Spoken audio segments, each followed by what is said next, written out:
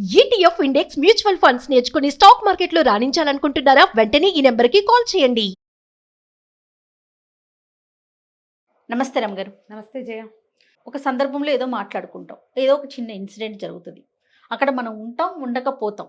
కానీ వేరే వాళ్ళ ద్వారా తెలుసుకోవటం, దాన్ని తీసుకొచ్చి ఇంకొకరి దగ్గర మాట్లాడటం, అంటే ఇక్కడ జరిగిన విషయాన్ని ఇంకొకరికి చెప్పడం, ఇంకొక చోట జరిగిన విషయాన్ని తీసుకొచ్చి మనకి చెప్పడం.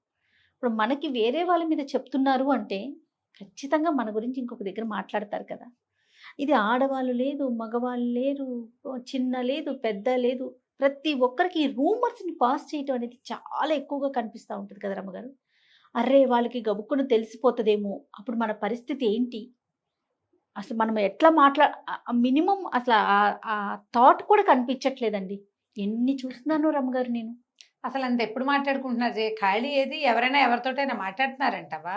అంటే మాట్లాడుతున్నావా అంటే అంటే ఫోనుల్లో ఉండుండొచ్చు, ఆ కలిసిన కొద్ది సమయం కూడా దీనికే ఉపయోగిస్తున్నారు, గాసిపింగ్కి. గాసిపింగ్స్ ఇది ఒక మంచి ప్రాక్టీస్ కాదు.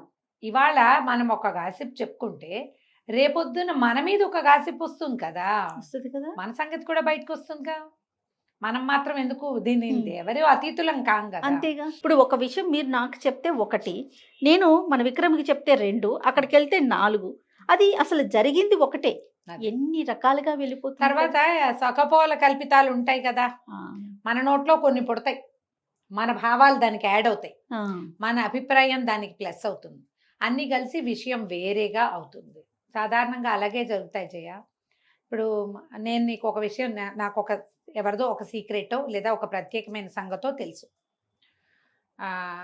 మన ఇద్దరం దాని మీద ఏదైనా ఒక ఇలా ఉంది, ఇలా జరుగుతుంది, ఇలా ఉంటుంది అని మన ఇద్దరం డిస్కస్ చేసామనుకో. డిస్కస్ చేయటం అంటే దీని మీద ఇలాంటి పరిస్థితులు వాటి గురించి ఏదో మాట్లాడుకున్నాం, నువ్వు వినేసి ఊరుకుంటే ఒక రకంగా ఉంటుంది, మన ఇద్దరం మాట్లాడుకుంటే ఒక రకంగా ఉంటుంది. ఇలాంటి పరిస్థితులు వస్తున్నాయి, మనము జాగ్రత్తగా ఉండాలి, పిల్లల్ని జాగ్రత్తగా ఉంచాలి, అయిపోయింది. ఇప్పుడు జాగ్రత్తగా ఉండటం అనేది కదా మెయిన్ పాయింట్. అసలు పాయింట్ ఏంటి? జాగ్రత్తగా టు బి అండర్లైన్డ్ పాయింట్ ఏంటి? జాగ్రత్తగా ఉండటం. జనం ఏం చేస్తారంటే జాగ్రత్తగా ఉండేదాన్ని వదిలేస్తారు. మనం చెప్పిన ఫలానా వాళ్ళ ముఖ్యమైన రహస్యం ఉంది కదా, దాన్ని స్ప్రెడ్ చేస్తారు. ఇంకా ఇందులో ఇంకోటి ఉంది, మీదే ఇక్కడ ఏదో జరిగింది, నేను నీకు చెప్పా, నువ్వు రెక్టిఫై చేసుకుంటావో మానుకుంటావో నీ ఇష్టం. నేను నీకు చెప్పేశాక ఇంక అందులో మ్యాటర్ లేదు. నేను ఇదే విషయాన్ని 5-6 చెప్పాను అనుకో, నేను దీన్ని గాసిపింగ్ అంటారు. అంతేగా. కొంతమందికి ఈ ప్రాక్టీస్ ఉంటుంది, ఇక్కడికి ఇది అయిపోయింది అని ఫినిష్ చెయ్యరు. అయిపోయినట్టు కాదు అది, వాళ్ళకి తెలిస్తే తెలిసినట్టే, అది ఎప్పుడు నిత్య నూతనంగానే ఉంటుంది. ఈ నిత్య నూతనాన్ని స్ప్రెడ్ చేస్తారు. ఇది మాట్లాడకూడని విషయం అనే ఇంగితం ఉండదు. మనం ఇతరులని ఎప్పుడైనా మాట్లాడుతూ ఉంటే మనము ఇతరులకి దొరికిపోతాము. ఏదైనా పర్టికులర్ సందర్భంలో, ఒక ప్రత్యేక సందర్భంలో మనం మాట్లాడాల్సిన మాట అయితే వేరే సంగతి, కానీ ఇలా ఎంతసేపు ఎవరో ఒకళ్ళ విషయాలు ఎవరో ఒకళ్ళ దగ్గర ఎత్తిపోతల పథకంలాగా వాట్సాప్లో ఒక మెసేజ్ రాగానే మనం 5-6 పంపిస్తాం. మనకు ఒక ఇది వచ్చిందంటే మనం 5-6 పంచుతాం. అదే రకంగా ఒకరి రహస్యాలని లేదా ఒకరి పర్సనల్ సొంత సంగతులని, అంత మాట్లాడుకోకూడని విషయాలని మనము ఇంకొకళ్ళకి చెప్పకూడదు. చెప్పి ఎవరికి చెప్పొద్దు అనేది ఒక ట్యాగ్ లైన్. మళ్ళీ అది వింటాం కదా రమ్మగారు, నాకు భలే నవ్వు వస్తుంది. నేను నీకే చెప్తున్నాను, ఇంకా నువ్వు ఎవరికి చెప్పొద్దు. అసలు అది అలాంటిది అయితే అసలు నువ్వు బయటకే చెప్పవు. ఈ ఎత్తిపోతల పథకాలు ఉంటాయి, ఇవి ఎట్లా అవుతాయంటే, నువ్వు నాకు జాకెట్ పీస్ పెట్టావనుకో, నేను కీర్తికి పెడతా, కీర్తి ఎవరికో పెడుతుంది, మాధురికి పెడుతుంది, మాధురి మళ్ళీ నాకే పెడుతుంది, తిరిగి మళ్ళీ మీ దగ్గరికి వస్తుంది. జాకెట్ పీసులు లాగాను, తర్వాత మనం షేర్ చేసుకునే వీడియోలు లాగాను, చివరికి ఏమవుతాయి, మన మాటలు మనకే చేరుతాయి. అంతేగా, మన సంగతి మనకే చేరుతుంది. వాళ్ళ సంగతే వాళ్ళకి చెప్పేటప్పుడు కూడా మనం జాగ్రత్తగానే ఉండాలి. మనకమ్మా ఇంకేం పనులు లేవా? అసలు పనులు లేవు. ఎవరి గురించైనా మాట్లాడడం పట్ల మనకి ఎందుకు అంత ఆసక్తి ఉంటుంది? దీనికి బేసిక్ కారణం ఒకటి నేను చెప్పనా జయ? సోషల్ మీడియా నువ్వు తీసావంటే వాళ్ళెవరింట్లో పూజ, వాళ్ళు కొనుక్కున్న సామాన్లు, వాళ్ళు కొనుక్కున్న నగలు, వాళ్ళ ఇల్లు, వాళ్ళ అత్తగారు, వాళ్ళ మామగారు, వాళ్ళ పిల్లాడు, వాళ్ళ ప్రెగ్నెన్సీ, వాళ్ళ పోస్ట్ ప్రెగ్నెన్సీ, వాళ్ళు తీసుకున్న ట్రీట్మెంట్లు, వాళ్ళు చేసుకున్న స్కిన్ ట్రీట్మెంట్లు, వాళ్ళు చేసుకున్నటువంటి డిఐవైలు, వాళ్ళు అనుసరిస్తున్నటువంటి రకరకాల క్రీములో, లోషన్లో, పాడో దిబ్బో తిరుగుండవో అవన్నీ ఎవరివైనానే చూస్తున్నాం మనం ఎంతసేపు. దానివల్ల మనం ఎవరి సంగతులైనానే మాట్లాడుకుంటాం. మనకు వాటి మీద ఆసక్తి వచ్చేసింది ఇప్పుడు బాగా. అది కాస్త పర్సనల్ కూడా వెళ్ళిపోతుంది కదా. వెళ్ళిపోతుందమ్మా. ఇప్పుడు ఎవరింటికైనా వెళ్ళాము జయ, మనము కాదు ఓ పెళ్ళికి వెళ్ళాం, పెళ్లిలో జనరల్గా నువ్వేం చూస్తావు జయ? ఇది అందరికీ ప్రశ్నమా? మొత్తం ఈ వీడియో చూస్తున్న అక్కయ్యలకి, చెల్లెళ్ళకి అందరికీ బేసిక్ క్వశ్చన్. ఒక పెళ్ళికి వెళ్ళావు, నువ్వేం చూస్తావు? నువ్వు జెన్యున్గా చెప్పాలి. పెళ్లి కూతురు, పెళ్లి కొడుకు నెంబర్ 1 ఎలా ఉన్నారు, ఏంటి, ఎలా చేస్తున్నారు, హంగామా ఎలా ఉంది అది చూస్తాం. వచ్చిన వాళ్ళందరినీ పరిశీలిస్తాం. ఒక్కసారి భోజనం బాగుందా, ఏం భోజనం పెట్టారు, మనం మాట్లాడుకునే విషయాలు కూడా ఇవే ఉంటాయి. ఇంటికి వచ్చేసిన తర్వాత కూడా పలానా ఫంక్షన్కి వెళ్ళాం, అక్కడ ఇట్లా ఉంది, పెళ్లి కూతురు కట్టుకున్న చీర అసలు అద్భుతం, వాళ్ళ అక్కయ్య కట్టుకున్న చీర మరీ అద్భుతం, లేదా అసలు బాగోలా, నగలు అసలు ఇంకా చెప్పక్కర్లేదు. హ్యాండ్ బ్యాగుల దాకా వెళ్తామా? నేను నగల వరకే ఆగిపోతాను నేనైతే రమ్మగారు. నేను చెప్పులు కూడా చూస్తాను జయ. చూస్తానంటే కాదు, చెప్పుల గురించి మాట్లాడిన వాళ్ళ గురించి కూడా విన్నాను. ఓకే, ఏంటో అంత మంచి పట్టుచీర కట్టిందా, అదేంటో వెరి చెప్పులు వేసుకొచ్చింది. చెప్పులు కావాలా మీకు?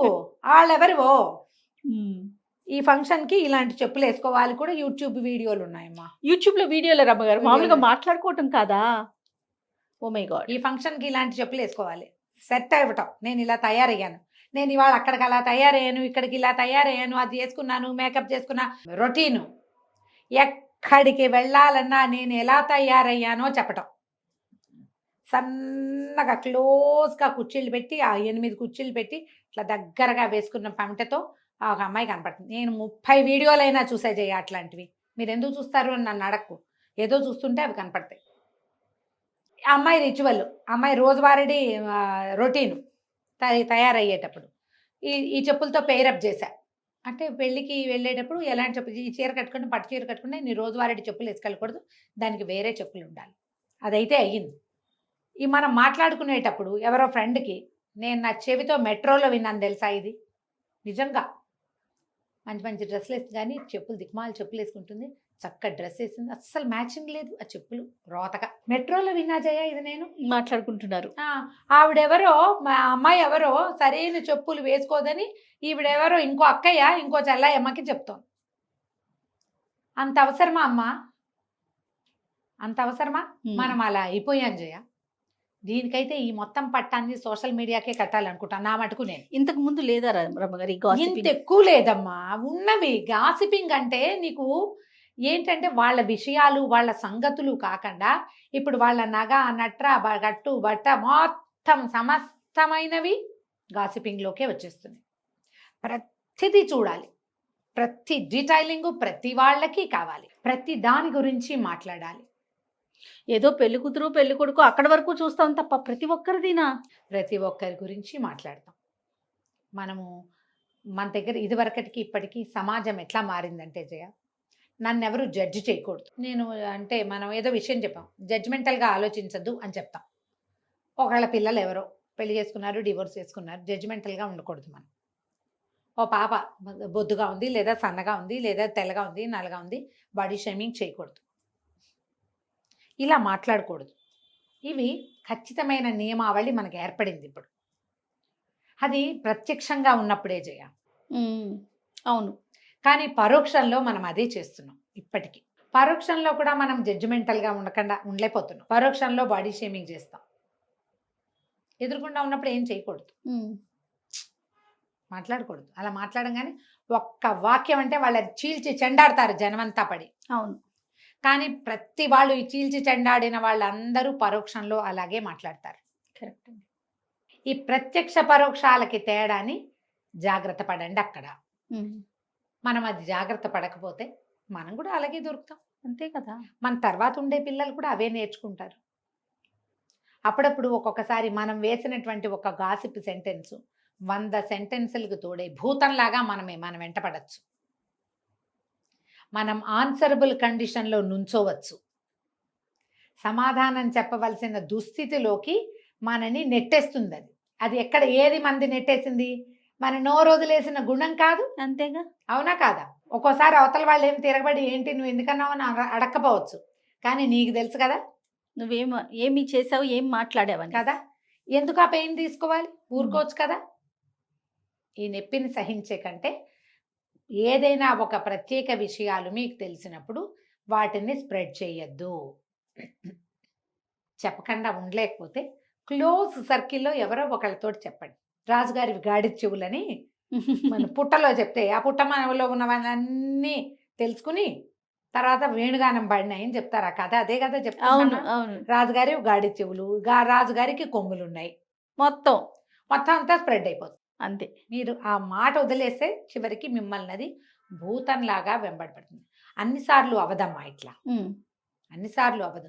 మన కర్మం గాలితే అవుతుంది. మన ప్రతిసారి బాగానే ఉంది కదా అని నోరు వదిలేస్తే ఎప్పుడో మన పేక్క ఊరవుతుంది. అంతేగా. మనకు ఆ చెడ్డ పేరు ఉండిపోతుంది.